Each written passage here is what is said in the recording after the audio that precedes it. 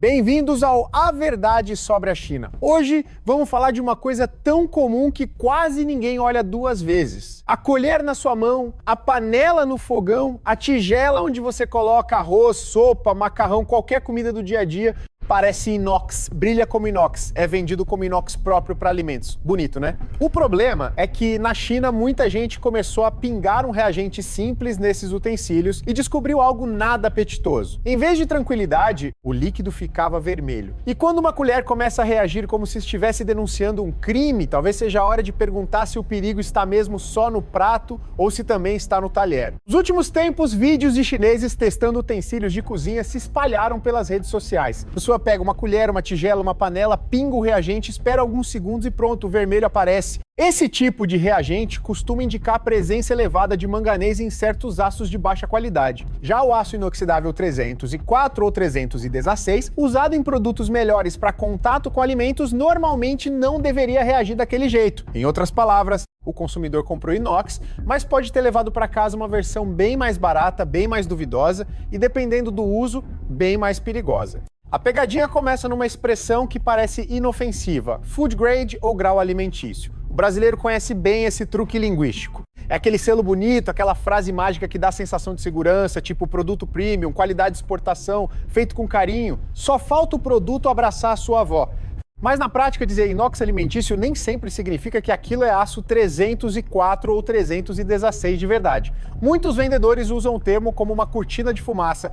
O cliente pergunta se é 304. Eles respondem, é próprio para alimentos. O cliente pergunta se é 316, eles repetem, é food grade. Ou seja, respondem sem responder. Uma arte milenar, quase um kung fu do atendimento ao cliente. O mais assustador é que não estamos falando de um item exótico, comprado num beco suspeito às 3 da manhã. Estamos falando de utensílios que aparecem em casas, restaurantes, cantinas, escolas, fábricas e lanchonetes. Colheres, tigelas, panelas, grelhas, conchas, pratos metálicos, tudo aquilo que encosta na comida quente, na sopa ácida, no vinagre, no molho, no caldo. E quando o material é ruim, especialmente sob calor e contato repetido com alimentos mais ácidos, existe o risco de metais indesejados migrarem aos poucos para a comida. Não é o tipo de veneno cinematográfico, em que a pessoa dá uma garfada e cai no chão dramaticamente. É pior. É silencioso, lento, acumulativo, discreto. O tipo de problema que não grita só cobra a conta anos depois. A explosão dessa história ganhou força depois de um caso envolvendo um centro de resgate de cães de rua. O centro comprou pela internet uma grande panela de aço inoxidável para preparar comida para os animais. Durante cerca de 50 dias ela foi usada normalmente, até que os cães começaram a apresentar sinais estranhos. Apatia, problemas no fígado, danos nos rins, falência renal. No fim de janeiro e começo de fevereiro de 2026, quase 88 cães já tinham apresentado sintomas, alguns em estado grave, e pelo menos 2 morreram. Primeiro, os responsáveis suspeitaram da comida, depois da água, depois dos ingredientes. Conferiram câmeras, investigaram rotina, buscaram a causa por meses. E a pista acabou voltando para um objeto aparentemente inocente, a panela. Quando uma parte da panela foi cortada e enviada para análise, o resultado foi alarmante. O material parecia ser inox de baixa qualidade, possivelmente ligado a resíduos industriais reaproveitados, com presença de metais pesados em níveis muito acima do aceitável. A panela usada para cozinhar alimento virou suspeita de provocar intoxicação crônica. É uma daquelas histórias que parecem absurdas demais para serem reais, mas justamente por isso grudam na cabeça. Porque se uma panela pode adoecer dezenas de cães, o que acontece quando milhões de famílias usam utensílios parecidos todos os dias durante anos, sem jamais imaginar que precisam desconfiar da própria colher? Depois desse caso, a internet chinesa entrou em modo investigação doméstica. Pessoas começaram a testar seus próprios utensílios. Algumas descobriram que colheres de marcas conhecidas reagiam ao produto. Outras compraram itens anunciados como aço 316 em plataformas de comércio eletrônico, mas ao receber perceberam que não havia marcação no produto e o teste indicava outro material. Uma pessoa ironizou que o corrimão da escada de casa parecia ser inox verdadeiro, Mas a colher usada para comer era de aço manganês. É o tipo de piada que só nasce quando a indignação já passou do ponto e virou sarcasmo de sobrevivência. A confiança começou a desmoronar porque o problema parecia amplo demais para ser tratado como acidente isolado. Vendedores anunciavam 304, 316, padrão nacional, alta qualidade, seguro para alimentos. Alguns produtos vinham com imagens bonitas, selos chamativos, fotos de laboratório, promessas tão lisas quanto o brilho do metal. Mas, quando testados, muitos revelavam outra realidade. Em vários casos, influenciadores e consumidores encontraram produtos vendidos em grande volume, com dezenas ou centenas de milhares de unidades comercializadas que não correspondiam ao material anunciado. O consumidor via a quantidade de vendas e pensava: se tanta gente comprou, deve ser confiável. Pois é. No comércio eletrônico, às vezes o golpe também vem com 5 estrelas. O incentivo econômico é simples. Aço 300 e 4316 custam mais caro porque tem melhor resistência à corrosão e composição mais adequada para contato com alimentos. Já materiais inferiores, como aço 200 e ou aço com alto manganês, são mais baratos.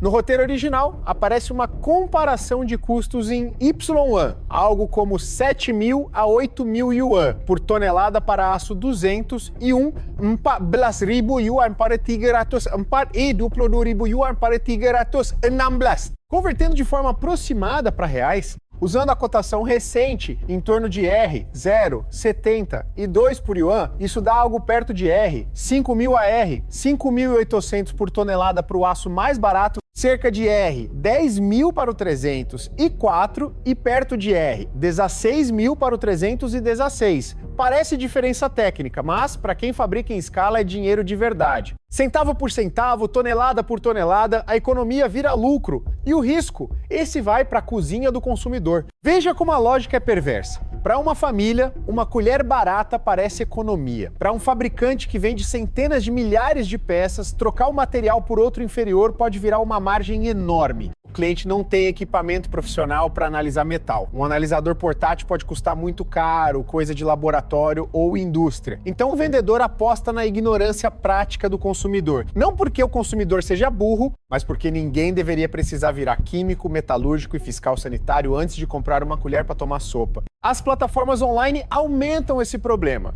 Numa loja física, pelo menos existe um endereço, um balcão, uma pessoa para encarar. Na internet, o vendedor muda o nome da loja, troca o link, ajusta a descrição, apaga comentários, coloca outra foto, muda 304 para 201 depois que a denúncia aparece e segue a vida como se nada tivesse acontecido. A vitrine digital produz uma ilusão de segurança, muitas vendas, avaliações positivas, fotos bem editadas, preço competitivo, mas a tela bonita não garante metal bom. Às vezes, a embalagem parece primeiro mundo e o material parece ter saído de um ferro velho com autoestima. Mas seria injusto dizer que tudo isso nasce apenas de meia dúzia de vendedores sem vergonha. O problema fica mais profundo quando se olha para o sistema. A China é uma potência gigantesca na produção de aço e utensílios metálicos. Existe capacidade industrial, existem normas, existem padrões como os regulamentos para materiais em contato com alimentos. O drama não está só na falta de regra, está na distância entre a regra escrita e a regra aplicada. Quando a fiscalização é fraca, quando a certificação tem brechas, quando o custo de fraudar é pequeno e o custo de ser punido é incerto, o mercado aprende rápido. E quando o mercado aprende que trapacear compensa, o produto honesto vira o bobo da sala. Há ainda a questão dos interesses locais. Muitas cidades menores dependem de fábricas, oficinas, fornecedores e cadeias de produção que geram impostos, empregos e movimentação econômica. Se a fiscalização aperta demais, empresas fecham, trabalhadores reclamam, a arrecadação cai, o PIB local perde brilho. Então surge aquela tentação conhecida: aplicar uma multinha aqui, fazer uma operação de fachada ali,